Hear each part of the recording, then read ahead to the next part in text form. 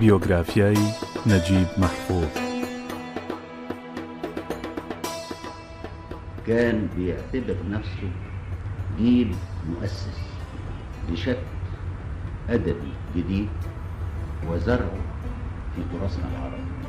طبعا له أصوله، عندنا ألف ليلة وليلة، وعندنا الملاحم والأغاني وكل الحاجات، لكن في شكل حديث عاوزين ننال له الاعتراف الكامل على المستوى الشعبي والرسمي. نجيب محفوظ یەکەم نویسکاری عرب یێ وەرگرێ خەڵاتە نۆبل ئا ئەدەبیاتێ ڕۆمان نویسێ مصری یێ بناو دەنگ نەجیب محفوظ عەبدولعەزیز ئیبراهیم ئەحمەد پاشا 11 کانونا یەکەم ئا ساڵە 1911 لە تاخە جەمالیە لە قاهیرەیە پایتەختە مسرێ ژدایک بوو.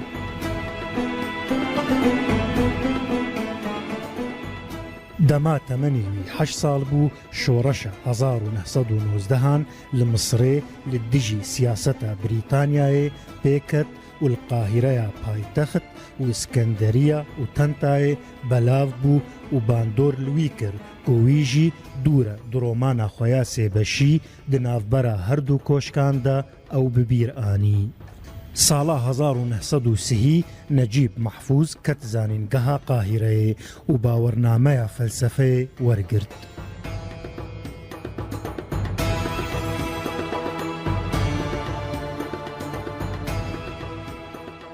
پشتی شۆڕەشە 1952 لە مسرێ وەک شۆڕەشە 23 تیرمەهێژی تێناسکردن و ژئالیە هەردوو گەنەرالێن لەشکەری محەممەد نەجیب و جەمال عەبدولناسر وەهات پێخستن لە دژی دەستهلاتداریە قڕالێ مسرێ و ئەنجاما وێدا دەستهلاتە کۆماری لە مسرێ هات ڕاگەهاندن نەجیب محفوظ ji بۆ دەمەکێ دەv ji نویساندنێ بەردا و ژنئانی.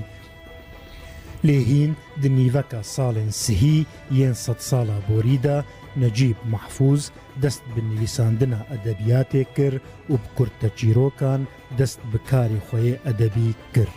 دە ساڵە 1939دا وی یەکەمین ڕۆمانەخوا یا گرێدای ڕیالیزمە دیرۆکی بناوێ بیهودەیە قەدەران بەلاو کرد.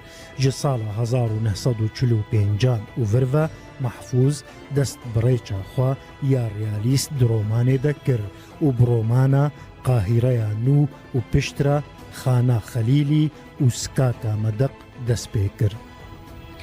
بگشتی بەرهەمێن محفوظ ژیانە جڤاکی و سیاسی لە مسرێ نیشان ددن، هەروەها ئێش و ژانە هەموو مرۆڤان di cîhana nû de û aloziyên jiyana modern bi hemû hûrgiliyên wê ve tînin ziman. Necîb di sala 1950 de dest bi belavkirina romana xweya balkêş zarokên taxa me di rojnameya Ehramê de kir û tê de biriya bikaranîna hikayetên mezin ên dîroka mirovatiyê rewşa siyasî û civakî ya Misra piştî şoreşê anî ziman.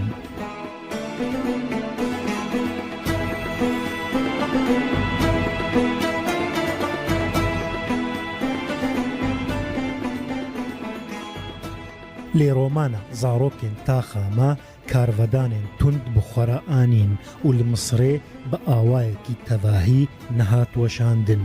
Lê di sala 1967 de li Beyrûta paytexta Libnanê ji nav weşanên Dar el Adab wek pirtûkeka serbixwe derket.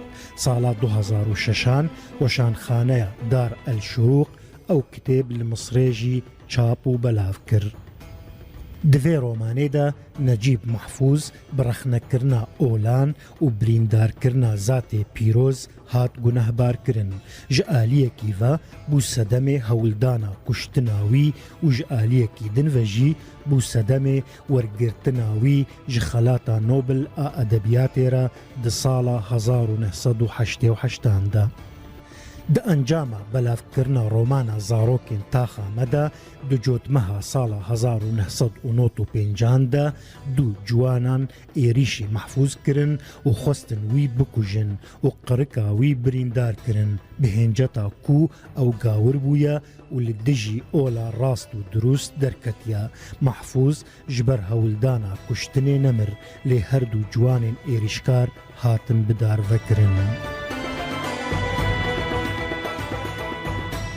Necîb Mehfûz gelek berhemên hêja li pey xwe hiştin fena çîrok û roman û kurte çîrokan wek diz û seg, rê, swalker, galegalek li ser çemê nîlê, mîramar, evîn li jêr baranê, kernek, dilê şevê, serdema evînê, roja ku serok hat kuştin ku ji aliyê evîn şikakî ve ji bo zimanê Kurdî zaravaya kurmancî hatiye wergerandin.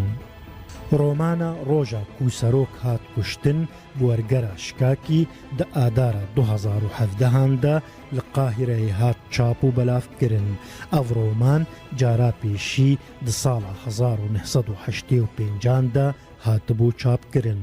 Necîb Mehfûz di vê romanê de behsa serdema desthilata serokê Misrê Enwer Sadat dike.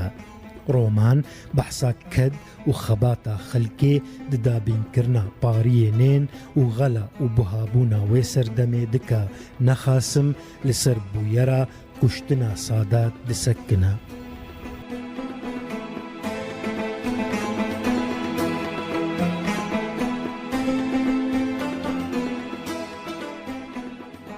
Di beşekî romanê de Mehfûz wiha dibêje em milletekî wisane ku ji serkeftinan bêtir xweşiya xwe di têkçûnan de dibînin. Ji ber dirêjahî û pirbûna têkçûnan awazên bêhêviyê di kûrahiya dilên me de cih girtine.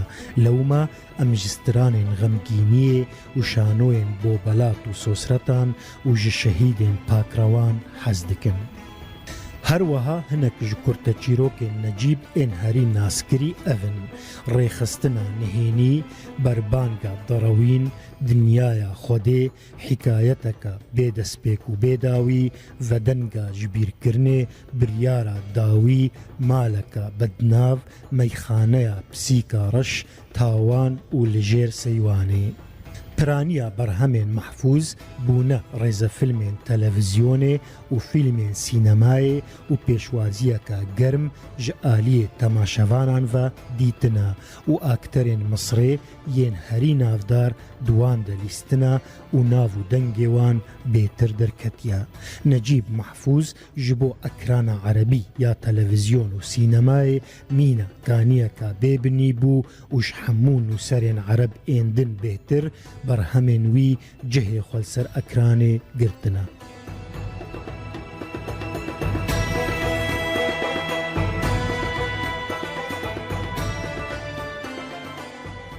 Necîb Mehfûz di jiyana xwe de gelek xelat wergirtin.